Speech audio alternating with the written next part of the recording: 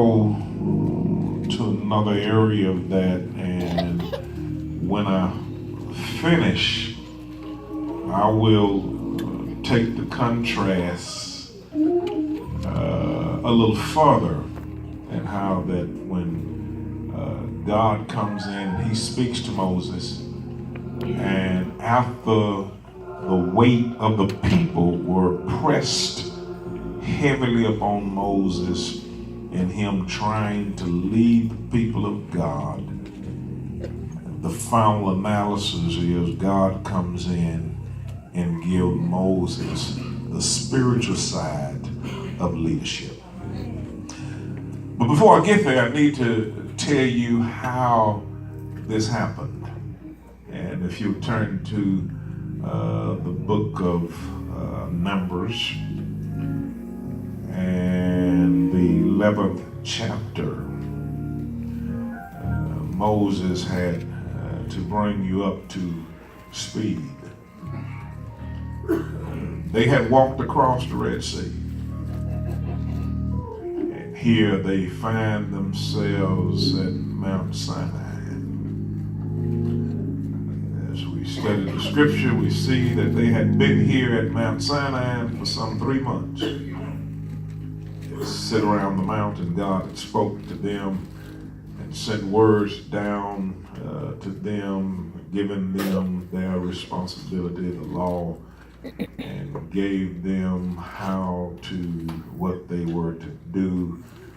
Now you walk into, you had been Egyptianized, and now I need to make you to understand righteousness. You've been walking as an Egyptian, but now I need to show you how to walk as a believer. Amen. If I can just take my time with this. When you came into the body of Christ, we all came in here as sinners. But we accepted Christ in our lives as Savior. I told you I'm doing more teaching today than I am preaching. Yeah. We accepted God in our lives as our Savior. Now, when you accept Christ, you can't keep living like you did as an Egyptian. Mm-hmm. Let me talk to this side. When you become a Christian, a believer, you cannot continue to walk your life as an unbeliever. When you look at when we look at the idea of being in Egypt, it is symbolic of being in the world. Can I say something? Let me break away from this. All of us, in some way, have been hurt. Yeah. Can I talk to some hurting folk? Yeah. This ain't you. Kiki, Tai, I love you, and I was about to come get you. You showed up today on time because Monday I was going to be at your job. Yeah, I just thought you needed to know that. Listen, when what happens, people hurt us, and then y'all ain't gonna like this statement, but when people hurt us, we want to turn on God. Stop coming to church. Stop being faithful. But how many of y'all been hurt on your job? Well,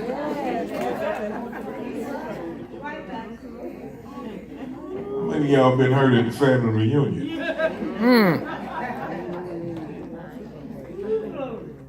You keep going.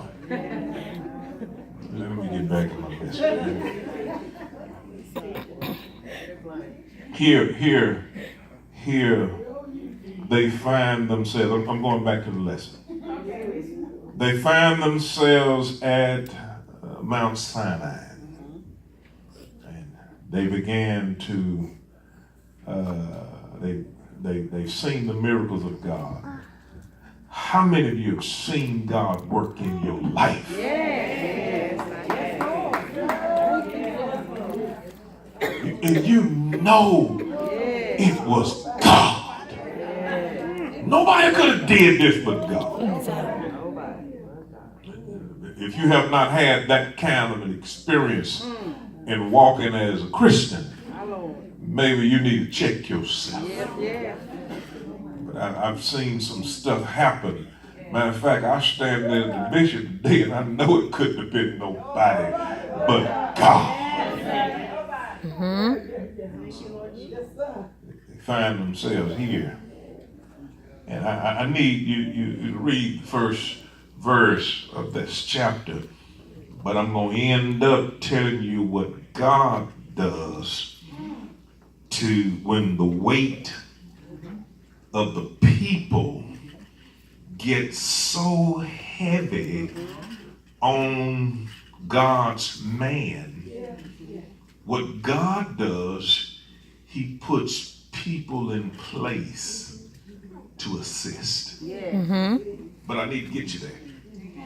Okay, first verse, it reads, "And when the people complained, it displeased the Lord, and the Lord heard it." I want you to understand where I'm going tonight, of today. I guess I was at church last night. Anyway.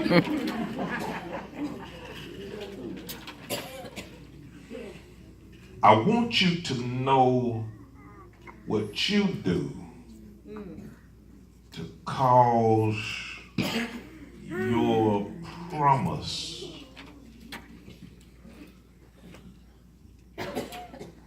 to be lost. The people of God can cancel the blessings and promises that God has for them. The way that you complain, mumble, and grumble because it didn't go your way. You can cancel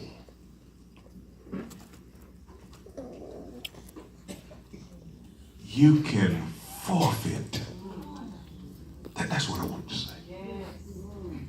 How to forfeit the promise. God sets up a promise for you, but your attitude, your disposition can cause the promise. You can, as the people of God, forfeit what God has set you up for. Israel finds themselves around the mountain. They stand here. They're here now for 3 months. God had sat down and promises. They walked across the Red Sea. They had seen the glory of God.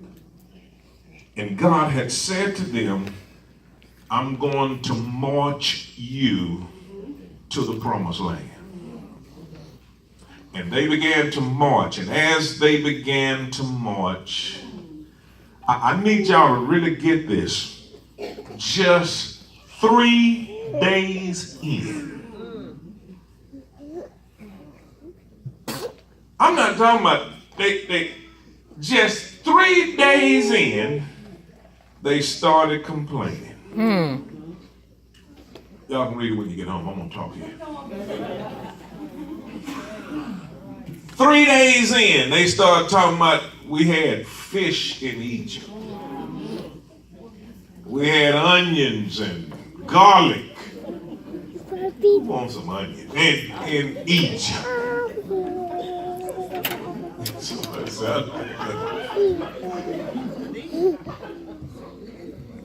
In Egypt, we sit at the pot, ate. And here we are here. I don't understand the 3 days of marching toward promise. 3 days of marching toward eternal blessings. Look what you got on my skirt. They began to complain. Look what you did to me.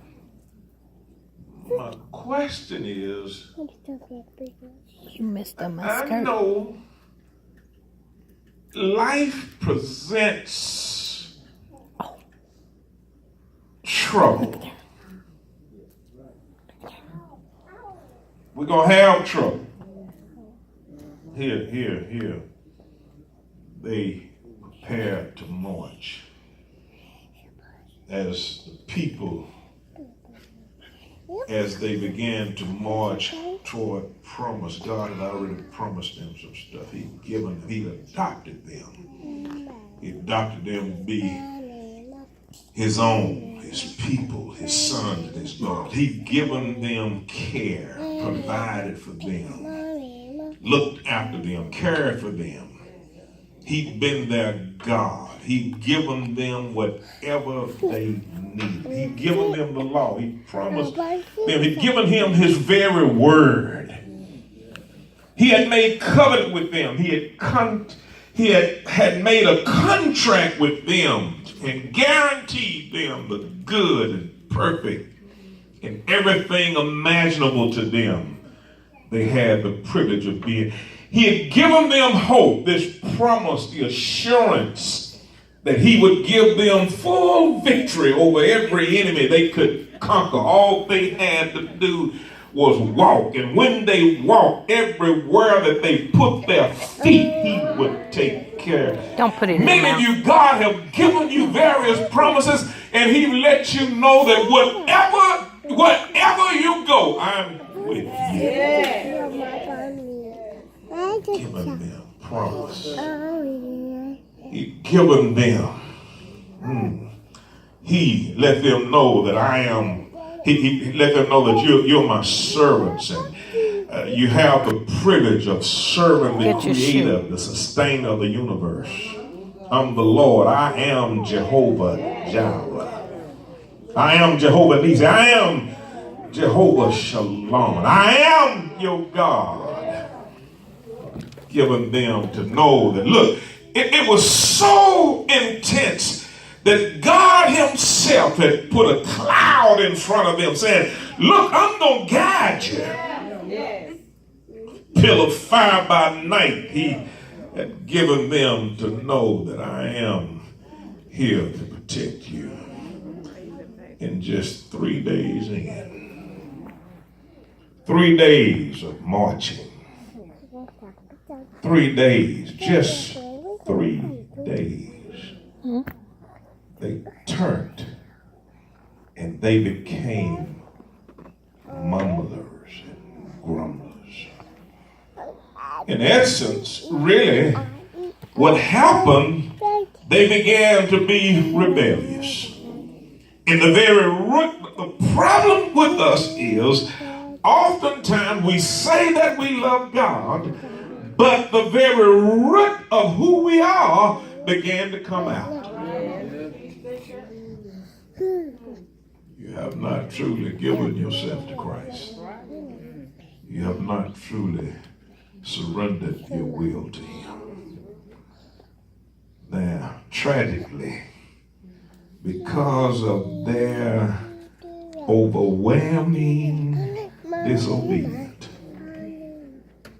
they now forfeit what God had promised them.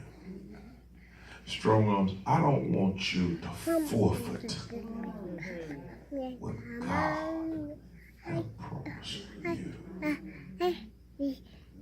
The only person that can cause you to forfeit what God has promised you is you. Well, Bishop, tell me, how can I forfeit? You came into the church as a believer. You gave up the world. You let the world go. You said you accepted Christ as your Savior. And now because somebody hurt you, because something didn't go quite like you wanted it to go, because something happened in your life that was somewhat tragic, don't you understand that you're going to always have problems? There's going to always be trials. That is the makeup of you.